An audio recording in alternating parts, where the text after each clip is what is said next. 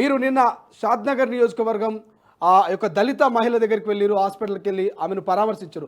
అసలు అక్కడ జరిగినటువంటి సంఘటన ఏంటి మేడం? మీకు తెలిసినటువంటి వివరాలు ఏంటి?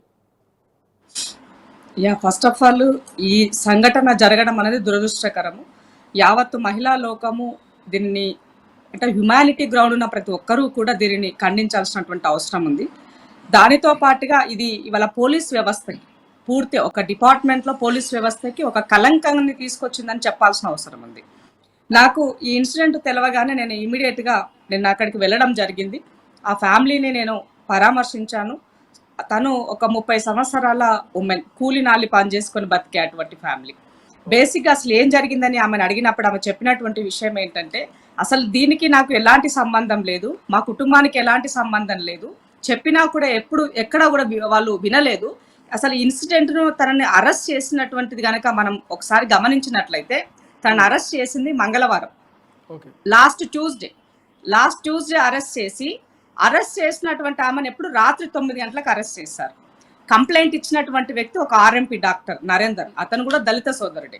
అయితే ఇక్కడ జరిగినటువంటి దాంట్లో తనని 9 గంటలకి అర్ధరాత్రి అంతా ఉటావుటిన అరెస్ట్ చేయాల్సిన అవసరం ఏమొచ్చింది? ఎక్కడ కూడా లా అండ్ ఆర్డర్ ప్రకారంగా పోలీస్ డిపార్ట్మెంట్ ఎప్పుడూ కూడా మహిళని 6 దాటితే పోలీస్ స్టేషన్ లో ఉంచరాదు. అంతకన్నా ముందు మీరు అరెస్ట్ చేస్తే తీసుకెళ్లి కోర్టులో ఆమెను హాజరుపరచాలి. కానీ అది చెయ్యకుండా, అంటే చట్టాలు తెలియకుండా, సెక్షన్లు తెలియకుండా పోలీసు ఉద్యోగం వచ్చినట్టుగా ఇవాళ సదరు సిఐ రామరెడ్డి గారు కనబడుతుందని చెప్పాల్సిన అవసరం ఉంది. లేదు అని అనుకుంటే మరి ఆ కంప్లైంట్ ఇచ్చినటువంటి వ్యక్తి ఈయనకి మధ్యలో ఏమైనా లావాదేవీలు జరిగి వాటి ద్వారా ప్రోద్బలంతో కనుక ఇది చేసుంటారేమని ఆరోపించాల్సిన అవసరం ఉంది. ఏది ఏమైనప్పటికీ కూడా ఇవాళ మేము అధికారంలో ఉన్నాం. ఇవాళ రేవంత్ అన్న ప్రజాపాలన వచ్చిన తర్వాత ప్రజల మధ్య నిత్యము ఉంటూ మహిళల పట్ల జరిగే అఘాయిత్యాల పట్ల కానీ, తర్వాత ఉమెన్ ట్రాఫికింగ్ విషయం అయి ఉండొచ్చు, వీటన్నింటి పట్ల ఎప్పటికప్పుడు కూడా పర్యవేక్షణ చేస్తున్నారు. మహిళా శిశు సంక్షేమ శాఖ మంత్రిగా ఉన్నటువంటి మా సోదరి సీతక్క కూడా వీటిపైన ఎక్కడ ఏ ఇన్సిడెంట్ జరిగినా ఇమీడియట్ గా స్పందిస్తున్నారు, వాటి పట్ల మాట్లాడుతున్నారు. అంటే ఇంత అవేర్నెస్ ఉంది. ఇప్పుడు డీజీపీ రీసెంట్ గా మనం డీజీపీని కూడా మార్చుకొని ఉన్నాం. సో ఇట్లా జరుగుతున్నటువంటి ఈ నేపథ్యంలో ఇవాళ మహిళలకే పెద్దపీట వేసినటువంటి ఈ సందర్భంలో మా ప్రభుత్వానికి చెడ్డ పేరు తెచ్చేటువంటి పని ఇవాళ ఈ కింది వ్యవస్థలో ఉన్నటువంటి పోలీసులు చేసినటువంటి వ్యవహారం అని చెప్పక తప్పట్లేదు. నిజంగా ఇవాళ ఒక మహిళని అంటే ఒక పేదరికంగా ఉన్నటువంటి మహిళని ఏదైనా చేసినా ఎవరు ఏమన్నా కూడా పట్టించుకోరు అనేటువంటి ఒక నిర్లక్ష్య ధోరణి అన్నది ఇది ఖండించాల్సిన అవసరం ఉన్నది. కాబట్టి నేను ఇమీడియట్ గా డీజీపీ గారిని కలవాలి అని చెప్పేసి నిన్న డీజీపీ గారికి కూడా నేను ఒక లెటర్ కూడా రాయడం జరిగింది. దానిని ఇవాళ సబ్మిట్ చేస్తున్నాను. ఎందుకంటే ఆ మహిళని కలిసిన తర్వాత పూర్తి వివరాలు తెలుసుకున్న తర్వాతనే మనము డీజీపీ గారిని కలిసినప్పుడు కరెక్ట్ గా గైడ్ చేయడం అవుతుందన్న ఉద్దేశంతో నేను ఇవాళ డీజీపీ గారిని కూడా కలుస్తున్నాను. నిన్ననే వాళ్ళని అపాయింట్మెంట్ కూడా నేను అడుగున్నాను.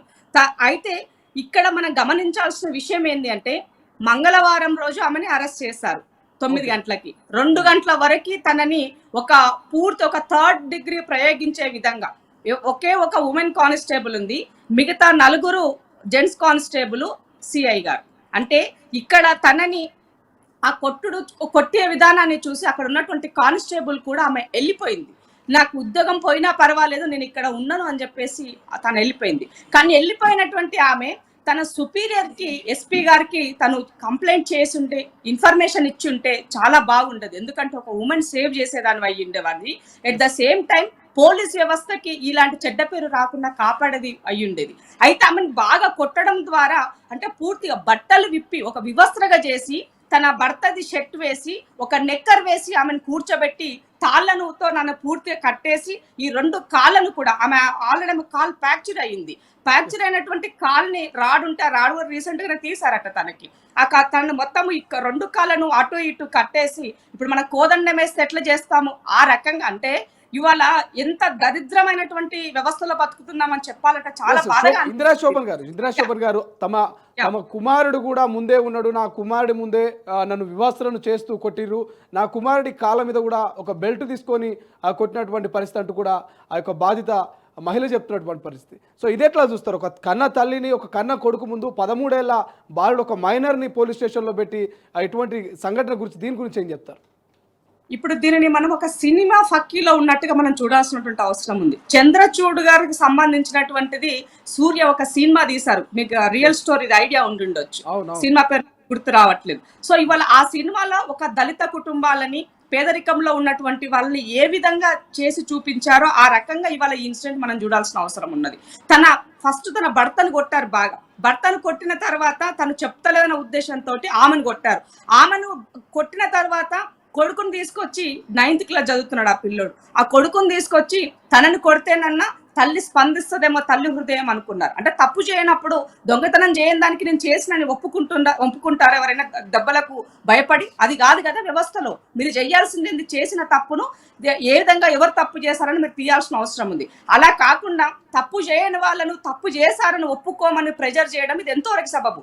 అందుకే నేనేం చెప్తున్నానంటే, అంత దెబ్బలు కొట్టి అంత అయిన తర్వాత స్పృహ తప్పి పడిపోయినటువంటి ఆమెను ఎవరైతే కంప్లైంట్ పెట్టినారో ఆర్ఎంపీ డాక్టర్ నరేందర్ గారు తన కొడుకుకి జెండుబామ్ ఇచ్చి, మీ అమ్మ పడిపోయిందిరా బాబు, జెండుబామ్ రుద్దు అని చెప్పి ఇచ్చాడంట. ఇచ్చిన తర్వాత అతని కారులోనే మళ్ళీ తీసుకొచ్చామని వాళ్ళ ఇంటి దగ్గర వదిలేశారట. ఇంటి దగ్గర వదిలేసిన తర్వాత ఆయన నరేందర్ అనేటువంటి వ్యక్తి బెదిరించాడు, మీరు ఎక్కడ కూడా బయటకు రావద్దు, కనీసం నీళ్ల కోసం కూడా మీరు బయటకు వెళ్ళొద్దు, వెళ్ళినట్లయితే మిమ్మల్ని చంపేస్తారని చెప్పేసి మంగళవారము అర్ధరాత్రి 2 తర్వాత తీసుకొచ్చి ఇంటికాడ వదిలేసినాక బుధ, గురు, శుక్ర 3 రోజులు ఆమె 4 రోజులు ఇంట్లోనే అలాగే బాధపడుతున్నటువంటి విషయం. తర్వాత తన తల్లి వచ్చిన తర్వాత తనని తీసుకెళ్లి అప్పుడు హాస్పిటల్లో అడ్మిట్ చేస్తారు. ఈ విషయము అంతా కూడా ఈ సమాజానికి ఎప్పుడు తెలిసింది అంటే, ఆమెను ప్రభుత్వ హాస్పిటల్కి తీసుకొచ్చినప్పుడు మాత్రమే ఈ సంఘటన అన్నది ఈ సమాజానికి తెలిసిందని గమనించాల్సినటువంటి విషయం. అసలైన తొలి వెలుగు. ఫాలో వాట్సాప్ @తొలి వెలుగు అఫీషియల్.